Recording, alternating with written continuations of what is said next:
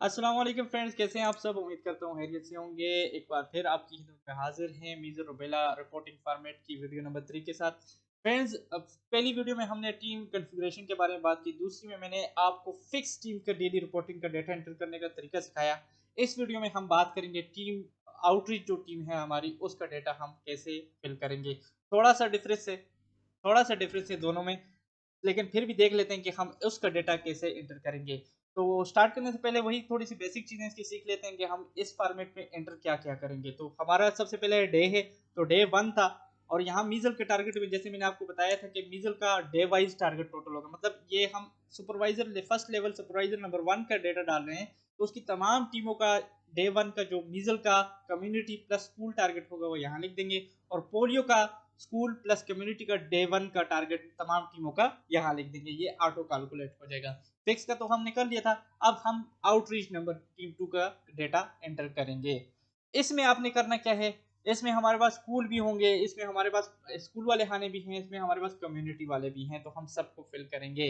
जब टीम वापस आएगी फील्ड से तो हम डेटा कंपाइल करेंगे पहले रफली। जब हमारे पास रफ फिगर्स आ जाएं, मतलब रफ पेज पे या किसी वाइट पेज पे फिगर्स आ जाएं, तो हम देन उसको एमआर जो रिपोर्टिंग फॉर्मेट है इसमें फिल करेंगे। तो सबसे पहले ये कह रहा है कि स्कूल में पोलियो कितनी वैक्सीनेशन हुई है, अचीवमेंट कितनी हुई है, तो जो आपकी हुई है आप वो लिखते हैं कि मैंने की है 110। ठीक है जी, ये स्कूल में हुई है टीम 2 की। ठीक है, टीम 2 की आउटरीच ये टीम वाइज में लिख रहा हूँ। ठीक है, आप इस तरह फिर टीम 3 टीम 4 टीम 5 का लिख देंगे।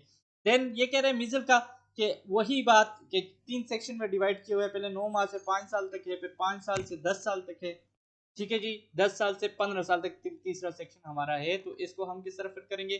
सबसे पहले मैं स्कूल में मैंने कितने बच्चे वैक्सीनेट किए वो मैं यहाँ लिख दूंगा। 9 माह से 5 साल तक कितने, तो मैं लिख देता हूँ मैंने इसमें किए हैं 130। ठीक है जी।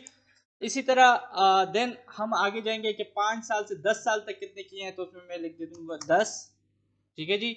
फिर 10 साल से 15 साल तक कितने वैक्सीनेट, ये स्कूल वाला डेटा है, इसमें हम सिर्फ स्कूल वाला डेटा ही पुट करेंगे, तो यहाँ मैं लिख दूंगा 20। ये फिगर्स मैं रफली डाल रहा हूँ, इसमें ऊपर नीचे होगा, लेकिन आप जब ओरिजिनल फिगर डालेंगे तो आपको वही सेशन वाइज जो डेटा होगा वो ठीक इसमें आएगा। मैं सिर्फ समझाने के लिए आपको फिगर दिखा रहा हूँ कि कैसे फिगर, कौन सा फिगर कहाँ पे आपने डालना है। अब आएंगे कम्युनिटी पे, तो कम्युनिटी पे आपके पोलियो वैक्सीनेशन कितनी हुई है, अंडर 5 कितने बच्चे थे, तो वो लिख देंगे, मेरे पास 30 थे। ठीक है जी।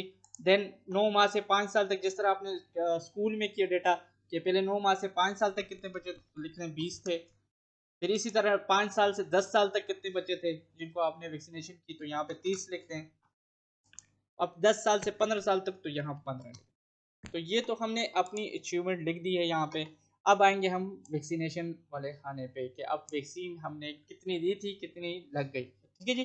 पहले ये टोटलिंग देख लें, हमने आज टोटल पोलियो के कितने किए हैं, 140 बच्चे वैक्सीनेट किए हैं। ठीक है जी। और 225 जो वैक्सीनेशन हुई है वो हुई है मीजल की ग्रांड टोटल। इसमें स्कूल वाले भी हैं, इसमें कम्युनिटी वाले भी सारे बच्चे हैं। तो सुबह मैंने इसको वाइल्स कितनी दी वो मैं यहाँ लिख दूंगा। ठीक है जी। इसने मैं लिख देता हूँ जी, मैंने इसको 8 वाइल्स दी। वाइल्स में लिखेंगे, डोजेज में बिल्कुल नहीं लिखेंगे। 8 वाइल्स दी। देन एमआर की मैंने कितनी दी, तो इसको मैंने दी 240, 24 वाइल्स दी, सॉरी। तो ये इस तरह आप लिख देंगे। अब इनकी यूज कितनी हुई है वैक्सीन वो लिखेंगे। तो 140 थे, तो 140 पे 7 वाइल्स लगी, एक देखिए यहाँ पे अब ऑटोमेटिकली रिटर्न में आ जाएगी, ये देखें। और ये 24 वाइल्स लेके गए थे, 23 लग गई, एक रिटर्न में आ। तो इस तरह वैक्सीन लॉजिस्टिक आप यहाँ पे मैनेज करेंगे कि किस तरह मैंने कितनी वैक्सीन इसको सुबह दी और कितनी इसने यूज की, ऑटोमेटिकली इसका रिटर्न आपके पास आ जाएगा। अब यहाँ पे आते हैं मिस सेक्शन पे कि आपके पास रिपोर्ट कितने हुए मिस चिल्ड्रन। एनए कितने रिपोर्ट हुए, मैं लिख देता हूँ 2 रिपोर्ट हुए हैं। रिफ्यूजल कितने हुए हैं, तो रिफ्यूजल में 3 लिख देता हूँ। ठीक है जी।